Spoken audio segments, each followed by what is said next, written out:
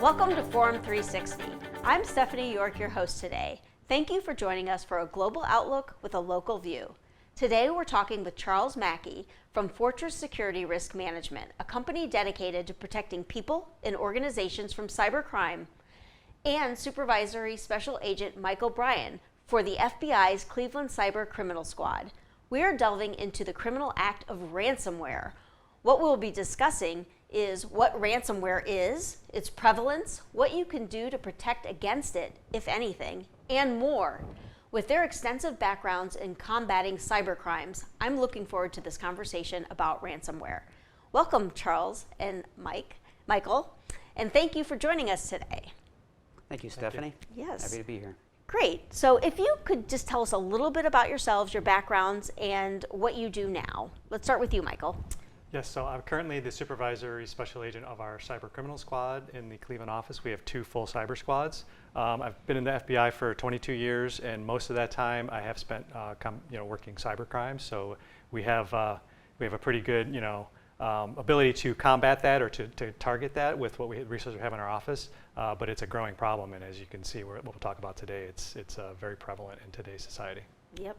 And you? Yeah, Stephanie, I'm a security principal for Fortress Security Risk Management. I've been involved in cybersecurity for probably the last 20 years of a nearly 40-year career in IT. I've spent all my time either in technology or process or people areas within IT technology. And to Michael's point, this is an area that is really, really taking up a lot of our attention.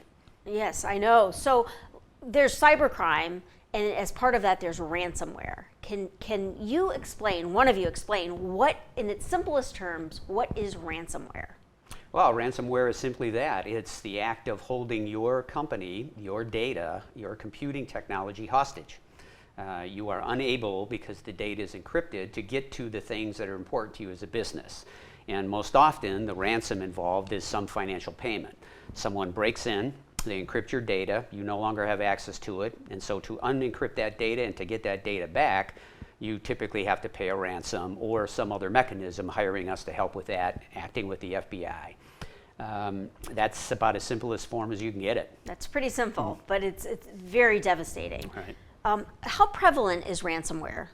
It's very prevalent. Locally here in the Cleveland office, we probably get on average, maybe 3 to 5 reports per week from different companies, and these again are just reports that we get. I think I've heard some other statistics out there that there's an entity getting hit with ransomware maybe every 11 or 12 seconds. Wow. Throughout the world. So it's obviously it's a growing problem that's gotten worse over the last couple of years. Yeah. So who's usually targeted? Are they individuals, companies, nonprofits? What do you see, or does it run the gamut? Yeah, I mean, we're typically seeing an organization. Early on, you might be a victim of ransomware just in your home computing environment, but more and more, the level of sophistication of the attackers, of the bad actors, are such that they're crime syndicates, they're nation states, very well organized, highly funded, very professional groups that are targeting industries of all kinds on a regular basis. Okay, and what are some things people or organizations can do to protect themselves? Are there things they can do, or are you just sitting back waiting for it to happen? Yeah, I mean, I think there's a lot of, and I think Chuck probably could talk more into that realm, but I think a lot of the things that we find out from working with victims is that they, maybe they didn't have enough focus on security. Maybe they didn't have their backups, Right. correctly, stored, in an offline environment. And they get hit with something and they think they're going to be able to respond to it or recover from it, but they just didn't have everything in place, or they didn't think about how they would recover from it, until it happened. It's kind of that mentality of, everything's fine until it's not, right? So, Right. And that's when when they really realize, oh, we really should have, done all these other things. And then that's where Chuck's organization would probably have more details on what they should have done ahead of time. Right. So there are a number of things organizations can do to protect themselves. From a process standpoint, they have to pay attention to what's going on in their environment on a regular basis. from a technology standpoint, there are a myriad of tool sets that can help protect that.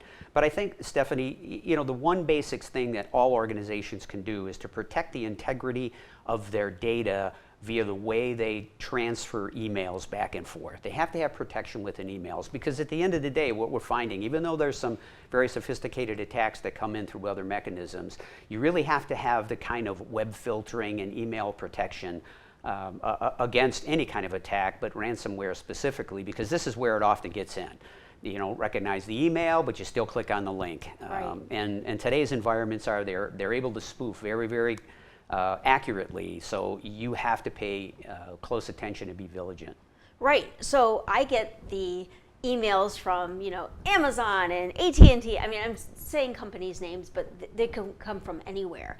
And if you hover over the actual Amazon name, it shows a different email address. But some people don't hover over it. I mean, long gone are the days where because there's so many spelling errors, Right. or there's not proper English in the email, it's broken, that it's spoofed. Right. So they're becoming more sophisticated even in that manner, that you really have to do a little sleuthing before you click on the link. I don't click on anything, and even if it's from someone I know, I know to call them and say, hey, I didn't ask for this. Did you send me this? Because I'm just so paranoid about it, thanks to my boss. So can you truly protect yourself, though? Like, even if you have everything in place, are you 100%, you spend all the money and do everything, can you still get hit? Well, sure. It's like anything else. I mean, in your personal life, you go out of your way to protect the integrity of your house, right? You lock your doors, you lock your windows, you lock your garage, you leave your lights on, you might have a dog, you do all those things, and you still get broken into. And, some of it is just, if someone knows something about your organization and they want in, they'll try everything they can to get in. So the idea is to frustrate them enough where they stop trying. Right, and that's where ideas of protection move into action, right? So there's email filtering. It used to be that there was antivirus. Now those tools are pretty much out of date. The new world is all based on behavior, so you can begin to see what happens at an endpoint device. So yes, can you fully protect yourself 100% all the time?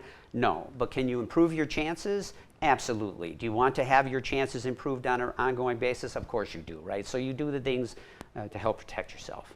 So what does something like that cost to protect yourself? I mean, and is it worth the cost? I mean, I know you say it is, but so I want to know what the cost is up front, and then what the cost could be if you get attacked, right? Well, sure. The cost fluctuates based on organization, executive leadership's decisions in terms of what they want to do, and that's entirely up to them. But of course, it can cost hundreds of thousands of dollars to protect yourself. But it can also cost you millions of dollars to not be protected, right? Sure. So there's not only the fact that you can be held ransom with ransomware, but there's also the fines that could be levied upon you based on the industry or the government regulation that you fall under. There's also the loss of business. I've not met a CEO in a company to date that can't automatically calculate in his or her head what the daily revenue loss would be if they had an outage of any substance, right? So, when it takes anywhere from 7 to 10 to 12 days to just kind of figure things out and get you up and running again, it can become a very costly proposition, much more costly than if you invest in the technology. Well, let's talk about that. The 7 to 10 to 12 days to get back up and running, is that what it usually is? Yeah, or it can take that long or more depending on the circumstances. And I think to Chuck's point, I think right now the average from what I've read is that I think it's about $220,000 is the average ransomware payment this year, and that's changed probably since last year, probably from $170,000. And I think 3 or 4 years ago when ransomware was first starting, the average payment or average ransom was $5,000. Wow. But again, that's just the payment request to get your data back.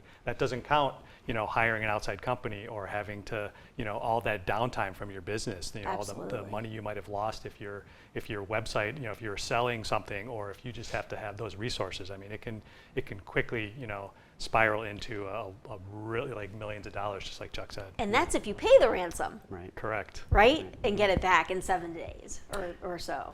So there's your viewers might be interested, Stephanie, in a web location called ransomwareclock.org, spelled out that way. And this is it's actually a tracker of known breaches and how much it costs. And it clicks off the time in real time. And you can see that if you go to it today, I think it's over $16 billion just for 2021 so far. That's of known incidents, right? And that's only about 10%. So extrapolate that out, and you can see that the dollar figures roll up pretty quickly. For any given organization, to Michael's point, $250,000. Again, that's an average. You know, where does the mean cluster, right? We're probably up at a higher number, and it can get unwieldy pretty quickly, pretty fastly. So how does an organization first learn it's been hacked like this? What do you see? Typically, like the reports that we will get, it's like we came in this morning and try to log into our computers and our system's locked, or there's the message up there with the ransom note that basically says your information's been encrypted. Contact us with the following information to get your data back. Make us a payment in certain amount in Bitcoin. Wow. Right. Wow. So you get this message, and most people are thinking, "Oh my gosh, we're shut down." How long has that criminal actually been in your computer, in your system, before you see that message? Do you have an idea about that? Yeah, I mean, it's months, and it can even be years, right? They can lay in wait for a long time. They can monitor your behavior. They can see what's going on. They can begin to mimic different executives and individuals within the company to see how they correspond within and outside the company. And so they're very patient, right? Now, keep in mind that they have hundreds, if not thousands, of different organizations that they're trying to penetrate. So patience is, for them, just part of the job, right? But it can take a while for them to actually exercise what they're going to do. And with a ransomware, the first thing they're going to do is they're going to exfiltrate your data. They're going to take it out of the organization. And then they're going to say, hey, we're going to encrypt your data, and then you can get it back if you pay a ransom, right? So you really want to be as cautious as possible with how you're working with your suppliers and your vendors on the kind of data you have, and how important that data is to you, because the chances are, whether you pay the ransom or not, it's going to be out on the dark web somewhere. Wow. It's scary, right? Can you detect unusual activity like that in those prior months, do you think? Well, again, it's like everything else, Stephanie. It gets to the level of sophistication and intent that the organization has. For those organizations that are what I would call cybersecurity conscious, right? They understand that even though they're a boring company themselves, the data itself has a life of its own, and that they need to structure themselves in a proactive way. They're going to have policies in place. They're going to have an incident response plan in place where it says, look, in the case of some type of a material breach, here's what we need to do. Here's how we need to communicate it. Here, who does what within the organization. So the better prepared you are, the more specific you can respond to it, and the better you can reduce the time of being out of business, right? So it all depends on what the organization structure is, and that comes from leadership. Right. I'd like to remind our viewers and those who may have joined late that we are here with Charles Mackey and FBI agent Michael Bryan, and we are talking about ransomware. Who is a target, how to protect yourself, and what you should and shouldn't do if your system is breached. Now I'd like to ask you a question, Michael. So our company's been hit with ransomware. Should we call the FBI? Absolutely, and I'll just highlight a couple reasons why. And I think there's sometimes there's a little bit of hesitancy to actually having to reaching out to law enforcement for various reasons. Couple things that just to kind of highlight what things we can't do. We're not set up. We're not going to be able to come out and rebuild systems and mitigate the actual response to that event that's happened.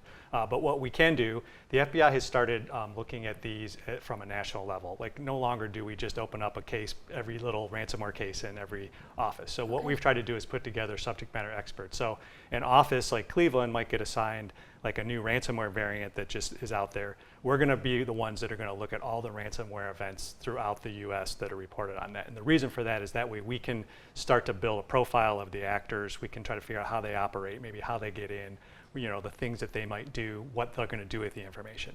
So some of the value we hope to be able to give to a victim from that is, maybe based on past experiences with other victims, we might be able to help them maybe move along a little faster and mitigate, a little quicker, because we might have a little bit of information about how it operates. So, but we can't build that, sort of expertise if we don't have people giving us, calling us with information about the incident that's occurring and the new variants that are out there. So if I call you to come in, we have this incident, are you going to tell me not to pay the ransomware? Because I think that's what a lot of people are afraid of. The FBI is coming in, don't pay the criminals. Yeah. And the company is really at a detriment. They don't have their information. So tell me how you typically advise on that. Of course. So obviously the government's, I think everybody's answer knows what the answer is going to be. We do not advocate the actual payment of the ransom. But of course, we understand that based on every circumstance is different, every situation is different, and it's a business decision on sometimes it just, from a business standpoint, it makes sense to pay the ransom in order to get your data back so that you can actually get your business up and running and have a less downtime. But what we would ask for that is if that is the decision that is made, that we can at least get some sharing of the information, at least from the payment of that, because that does help us, following the money, following, the Bitcoin transactions, that kind of stuff. If we can have that information as part of our investigation, it can be helpful to trying to figure out who it is that's doing that and seeing if there's something we can do to kind of stem the tide on their operations. So the don't negotiate with terrorists thing doesn't always apply here, and that sometimes companies will negotiate with the terrorists and you will still help them. Absolutely. That's not just because they've paid doesn't mean, okay, well, we're done with you. That's just, we understand that it's just the situation that they're in. Right. Are there advantages? Do you see as an outside company to calling in the FBI, or disadvantages? What do you see? Well, we always encourage organizations to reach out to law enforcement, and specifically the FBI, for all the reasons that Michael just mentioned. And we ourselves, we don't advocate one way or another if an organization should pay or not. The decision is left up to executive leadership. And more than likely, if that organization has the discipline to understand what's going on in the organization, they have a communication plan. They are talking with their attorneys, their legal counsel, their outside attorneys, their insurance company. Maybe they have cyber insurance, and they're talking to their insurance agent as well. So we don't make a recommendation one way or another, and we absolutely encourage them to work with the FBI. It's important to be able to understand as much as we can about what's taking place. It's the only way we, as a company that works in this business, has a good idea of what's taking place. And to Michael's point about aggregating support around the country, we absolutely like that idea. It makes everybody's life a lot easier, and frankly gets a better probability of getting either your money back or exfiltrating the bad actor from your environment. Sure. So I'm a company, I've been hacked. I call the FBI, I call your company, Fortress, to come in. The wheels are going, I pay the ransom. I decide, you know what, I can't be down a month or more. I need to be back up in a week. I pay the ransom. How do I know I'm going to get that information back? How often, do people get their information back when they pay? Absolutely, they do. Is it a guarantee? I would say nothing is ever guaranteed when you're dealing with the type of criminal element. Certainly, it is successful. I think it's highly successful. It also isn't also a guarantee of future.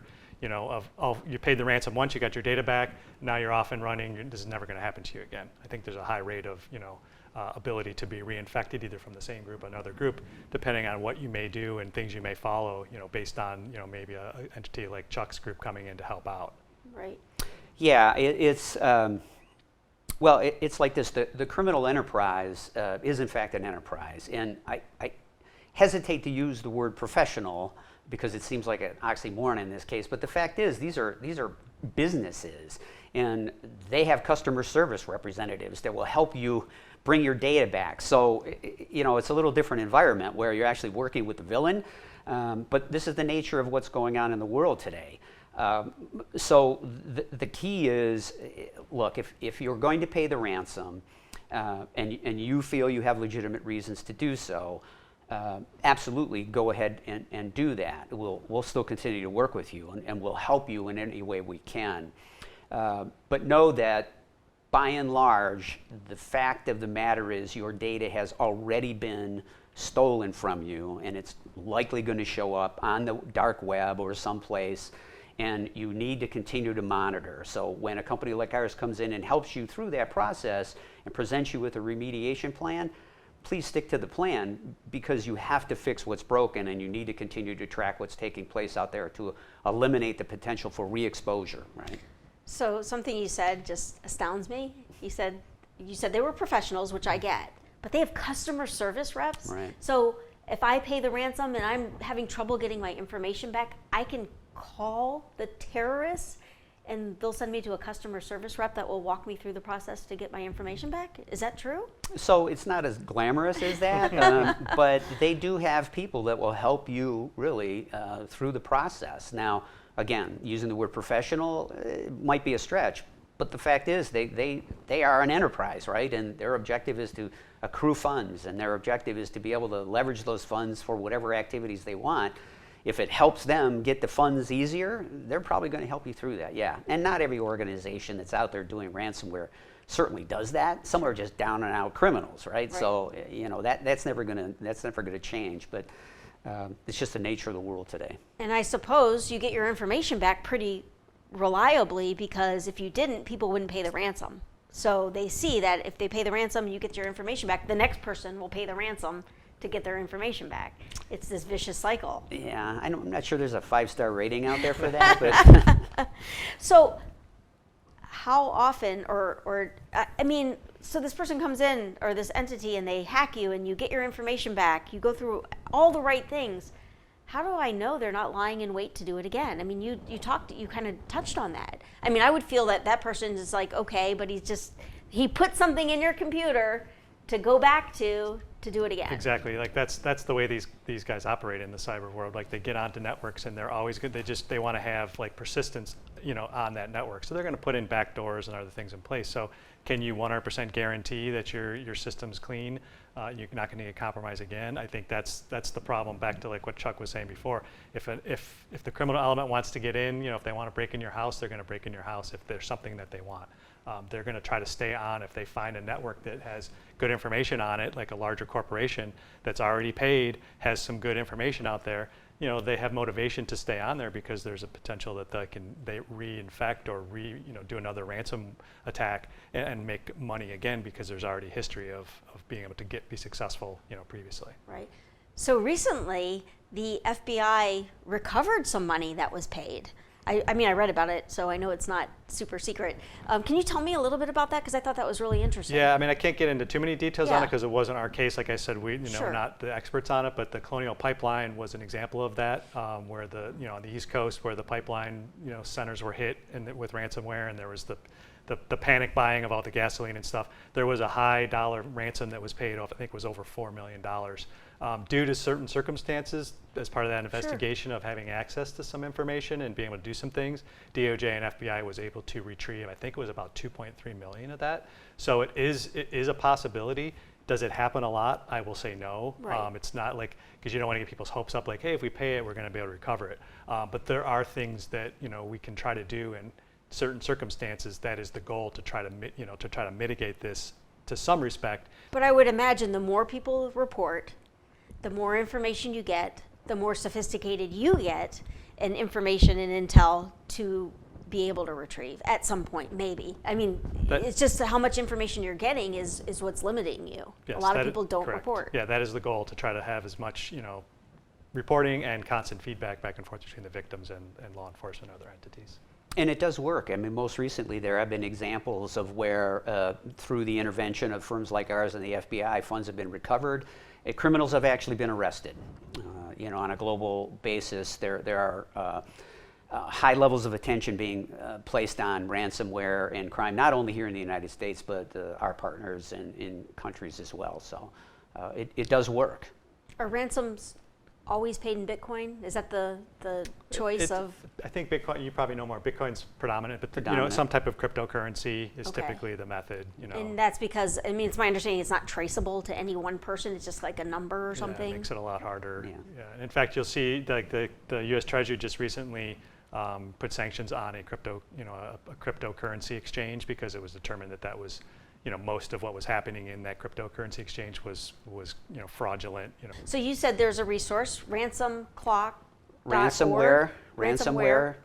clock.org. Ransomwareclock.org. Right. Yeah, it's an available resource that anybody can look up on the internet, and it not only shows you the calculations of how much has been involved in ransomware payments thus far this year, but the total cost of what it might take is kind of aggregated, and there are multiple sources available on there that can help you with sources like from the FBI and other locations to learn how to protect yourself, do the kinds of things that create diligence in your environment, and it's a great free resource for any company or individual out there. That's great. And do you have a resource that people can go to on your Yes, site, the FBI site? Internet Crime Complaint Center, or IC3.gov, is a conduit to report cybercrimes, in particular ransomware, but any type of cybercrime can report it to that portal, and that information gets put into a system, and then we can analyze that, and it gets pushed out to offices that are working those Great. events. IC3.gov. Correct. Great. So there is no question that cyber criminals are out there and ready to attack. We learned today that it can happen to anyone in any organization, and it could hit you personally. I'm so grateful that we were able to discuss specific actions you can take to protect against and respond to ransomware attacks. Thank you, Charles and Michael, for joining me today. I'm Stephanie York. Thank you for joining us today on Forum 360, a global outlook with a local view.